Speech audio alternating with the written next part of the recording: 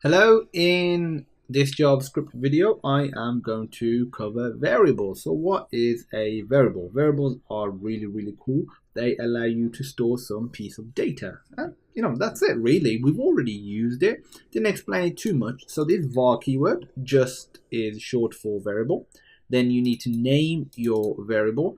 And you can pretty much name it whatever you want. There are certain conditions for naming your variables. You can't, start it with a number.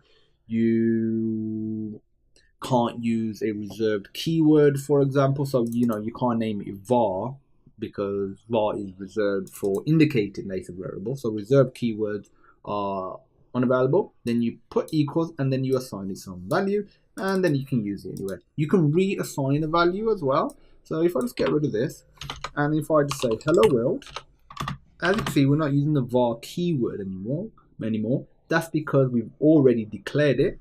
And let's say if I assign 10 now, I'll grab hold of this, put it here, save it, and go back, reload. As you can see, it says 9 and 10. Okay, so that is pretty darn cool. There is another variable that I want to cover, or another sort of, I should say, in the new ES6, there is a new sort of format of variable, and that is called a let. And let is really useful. So let's, no pun intended, let's have a go at that right now.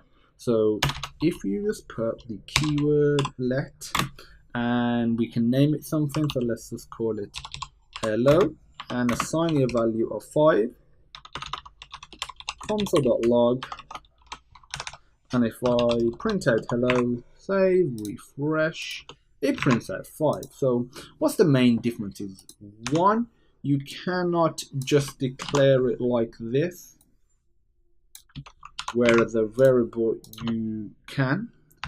It does not like this at all. So it'll try and resolve it, but I'll recommend not doing it. The other main difference is it's to do with block scope. So look at this. So imagine if I was to declare this inside this block, and this could be attached to a function, a loop, which we'll cover, or just on its own. And let me show you what happens if I do it with this one. And save that and refresh. As you can see, it says uncaught reference, hello is not defined. So with a standard variable, it doesn't actually have block scope, which most variables in most languages do. So if you're coming from another language and you want to, reduce the scope of your variables, which is a common, requirement, then you want to use let. So a lot of the time in newer applications, you will generally use let over var. So that's how you create a variable. Just one other thing to note, in JavaScript, you just specify the keyword var. In some other languages, you have to specify the data type. So in this case, this is a whole number, also referred to as an integer. A decimal is referred to as a float. A string, would be a string. A character would be a char. You can assign whatever you want to your variable.